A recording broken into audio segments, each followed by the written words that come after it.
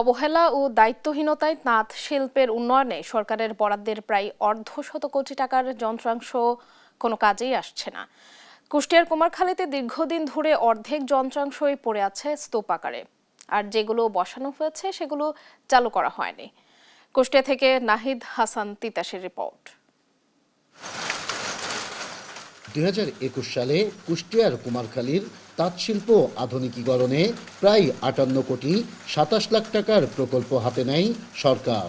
সে সময় 4 ধাপে 89টি তাঁতযন্ত্র বসানোর উদ্যোগ নেওয়া হয়। তবে 5 বছর পেরিয়ে গেলেও এখন পর্যন্ত সেই অর্ধশত কোটি টাকার যন্ত্রাংশ কোনো কাজেই আসেনি তাঁতিদের। প্রায় 30 কোটি টাকার 30টি যন্ত্রাংশ পড়ে আছে স্তূপ আকারে, আর 59টি যন্ত্রাংশ স্থাপন করা হলেও তা এখনো চালু করা সম্ভব হয়নি।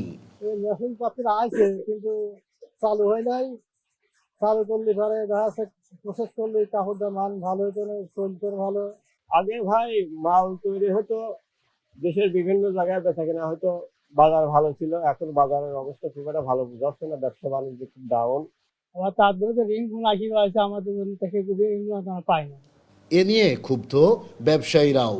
নানা প্রতিবন্ধকতার সম্মুখীন হচ্ছেন তারাও। গভর্নমেন্ট যে রেটটা থাকে সেই স্বল্প রেটে কাজ করলে পরে সেই গভর্নমেন্ট নির্ধারিত রেটে যদি কাজ করা যায় প্রান্তিক তাঁতিরা অবশ্যই লাভবান হবে। এখন পর্যন্ত আমরা এই নতুন মেশিন দ্বারা কোনো উপকারই পাচ্ছি না, এটা আমাদের ইউটিলাইজের বাইরে রয়েছে।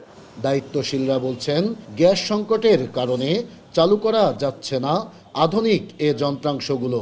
কুষ্টিয়ার আশেপাশে এখন সিট কাপড় করতে হবে, ওন্না করতে হবে, সব করতে হবে। এটা সবই গ্যাস বান্ধব মেশিন, এটা আপনি জ্বালানিতে পোষাবে না।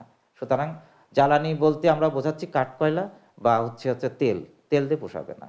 এটাই হচ্ছে আমাদের বড় প্রতিবন্ধকতা। তাছাড়া তাঁতিরা অ্যাক্টিভ আছে। আধুনিক তাঁতযন্ত্রগুলো ব্যবহার করতে পারলে আর্থিকভাবে লাভবান হতেন বলছেন তাঁতিরা। নাহিদ হাসান তিতাস, দেশ টিভি, কুষ্টিয়া।